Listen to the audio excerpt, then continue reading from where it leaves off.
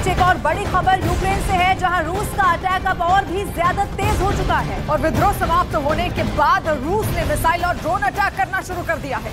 Ukraine की वायुसेना ने दावा किया कि ओडेसा में रूस ने हवाई हमला किया और इसके लिए 8 शाहिद ड्रोन का इस्तेमाल किया और साथ ही 3 कैलिबर क्रूज मिसाइल भी चलाई, लेकिन दावा ये भी है कि इनमें 7 शाहिद ड्रोन को मार गिराया गया और साथ ही 2 मिसाइल हमलों को भी नाकाम कर दिया गया है। हालांकि जो बचा हुआ 1 ड्रोन और 1 मिसाइल थी वो 2 अलग अलग इमारतों से टकराई, जिससे उन इमारतों को मामूली नुकसान जरूर हुआ, लेकिन रूस की तरफ से बड़ा हमला और ज्यादा तेज। अब दावा किया जा रहा है कि वैगनर ग्रुप का ये विद्रोह पहले से स्क्रिप्टेड था और इसकी स्क्रिप्ट क्रेमलिन में लिखी गई थी, जिसके किरदारों में येवगेनी प्रिगोजिन और व्लादिमीर पुतिन के साथ साथ बेलारूस के राष्ट्रपति भी शामिल थे और जिन्होंने अब वैगनर ग्रुप के चीफ येवगेनी प्रिगोजिन के बेलारूस में पनाह देने का नाटक किया है। लेकिन दरअसल ये नाटक इसलिए किया गया ताकि वैगनर ग्रुप को कीव को घेरने की जिम्मेदारी दी जा सके। अब इससे जाहिर है कि अब प्रिगोजिन और उनकी प्राइवेट आर्मी पूर्वी यूरोप के भी करीब पहुंच जाएगी। इससे पूर्वी यूरोप के नेटो मुल्कों में दहशत का माहौल है।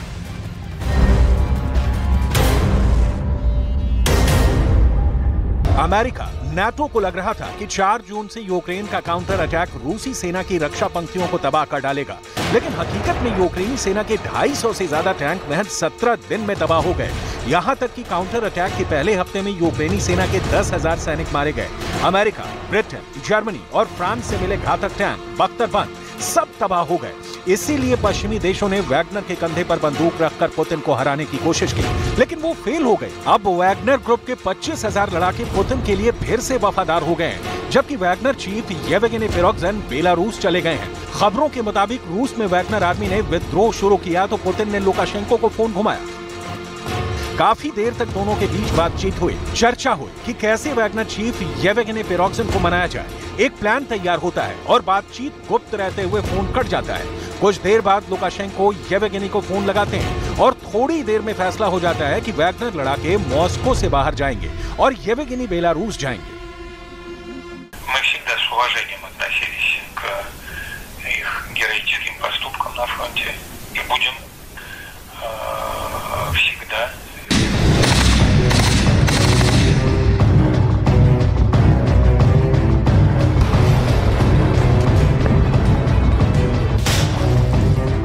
इस बातचीत के कुछ देर बाद येवगेनी प्रिगोजिन वैगनर ग्रुप के लड़ाकों को आदेश देते हैं कि रूस के सैनिक उनके अपने हैं, वो खून खराबा नहीं चाहते हैं, इसलिए आप लोग मॉस्को से निकल जाएं। ЧВК «Вагнер» хотели расформировать. Мы вышли 23 июня на марш справедливости. За сутки мы прошли, не доходя 200 километров до Москвы. За это время мы не пролили ни одной капли крови наших бойцов.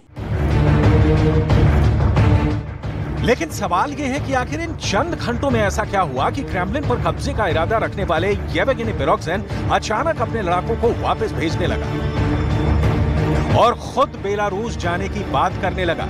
इससे हम आपको आगे बताएंगे। पहले आप ये भी सुन लीजिए कि वैगनर चीफ क्या कह रहा है। Сейчас наступил тот момент, когда кровь может пролиться.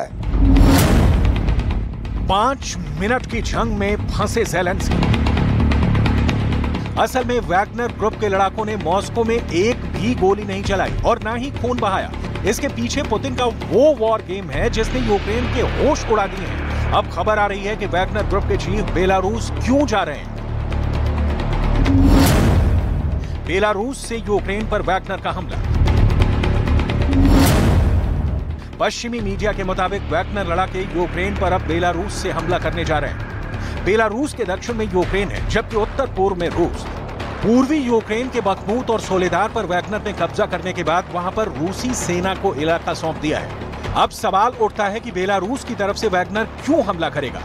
असल में पुतिन ने अपने परमाणु बम बेलारूस भेज दिए हैं, लेकिन इनका तभी सही तरह से इस्तेमाल हो सकता है जब बेलारूस की तरफ से रूस की पकड़ मजबूत हो। इसीलिए वैगनर के 25,000 लड़ाके बेलारूस की तरफ से यूक्रेन पर हमला करेंगे।